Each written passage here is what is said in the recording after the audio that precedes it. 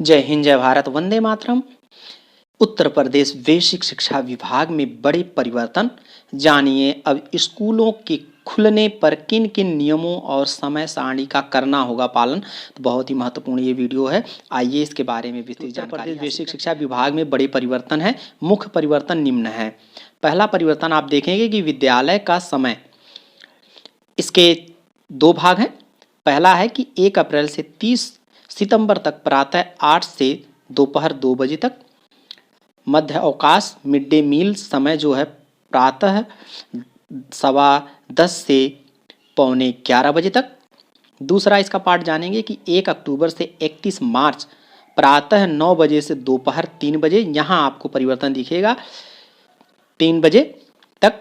अब मध्य अवकाश mid day meal समय आपका प्रातः 11:55 से लेके 12:25 तक। इस तरीके से आपको यहाँ पर दो चीज़ों का ध्यान देना है समय का। नोट के रूप में आप ये जानेंगे कि विद्यालय शिक्षण प्रारंभ होने से 15 मिनट पहले एवं न्यूनतम 30 मिनट बाद तक विद्यालय में रहेंगे। यहाँ पर ये ध्यान देने योग्य है, नोट करके आप इस चीज़ को।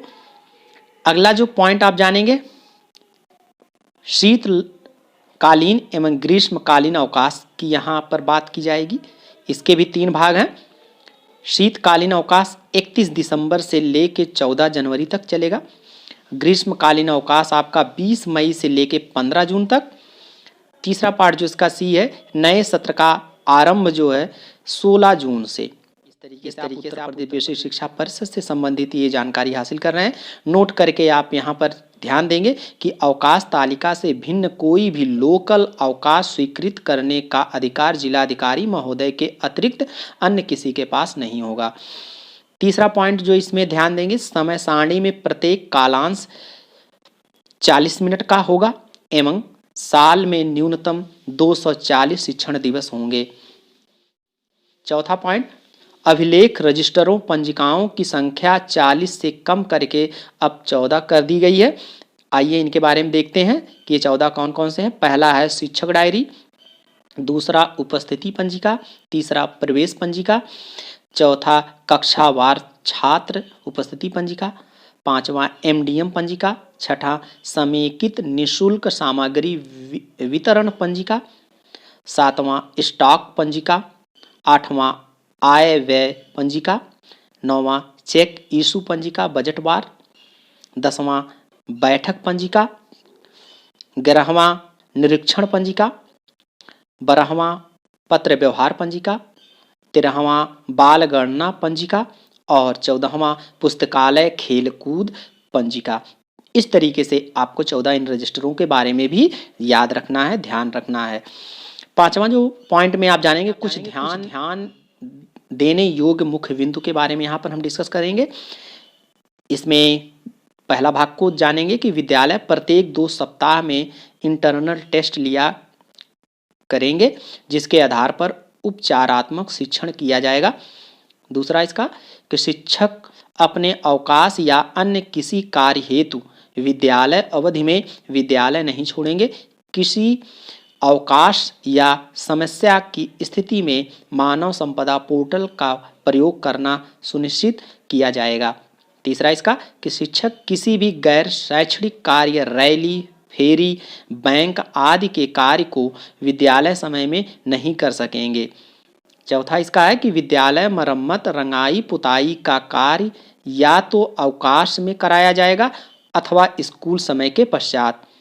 पांचवा पॉइंट है कि किसी शिक्षक के निलंबन के 1 माह के भीतर मामला निस्तारित होगा, अन्यथा खंड शिक्षा अधिकारी एवं बेसिक शिक्षा अधिकारी जिम्मेदार होंगे।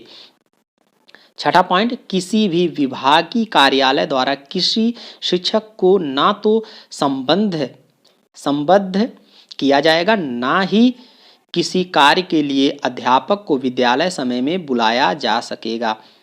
सातवां पॉइंट, शिक्षकों के सभी प्रशिक्षण या तो ऑनलाइन आयोजित किए जाएंगे अथवा विद्यालय समय के पश्चात। 8वां पॉइंट आप इसमें देखेंगे कि माह के चतुर्थ शनिवार को विद्यालय अवधि के पश्चात विकास खंड में प्रधानाध्यापकों की 2 घंटे की मीटिंग आयोजित की जाएगी। इससे संबंधित ये विस्तृत शासनादेश की कॉपी है, देख सकते हैं यहाँ पर क्लिक करके आप। यहाँ पर ये पूरा आदेश है, यहाँ पर पूरी जानकारी आपको दी गई, जो मैंने बातें बताई सब चीज़ें यहाँ पर विस्तृत में दी गई है। तो आप इस लिंक का उपयोग करके आप इसको डाउनलोड कर सकते हैं और आप पूरी जानकारी हासिल कर सकते हैं कि इसमें जो भी मैंने आपको ऊपर जितनी बातें बताई पूरी जानकारी A to Z करके दिया गया है। तो आप इसका विस्तृत अध्ययन कर सकते हैं। तो आपने ये आदेश देखा है, रेणुका कुमार भवदिया अपर मुख्य सचिव। तो इस तरीके से आज्ञा से राजेंद्र सिंह संयुक्त सचिव 3 के फरवरी 2000 शिक्षा जगत से जुड़ी हुई नवीनतम अपडेट के साथ साथ निष्ठा दीक्षा मानव संपदा से जुड़े हुए सभी प्रशिक्षण व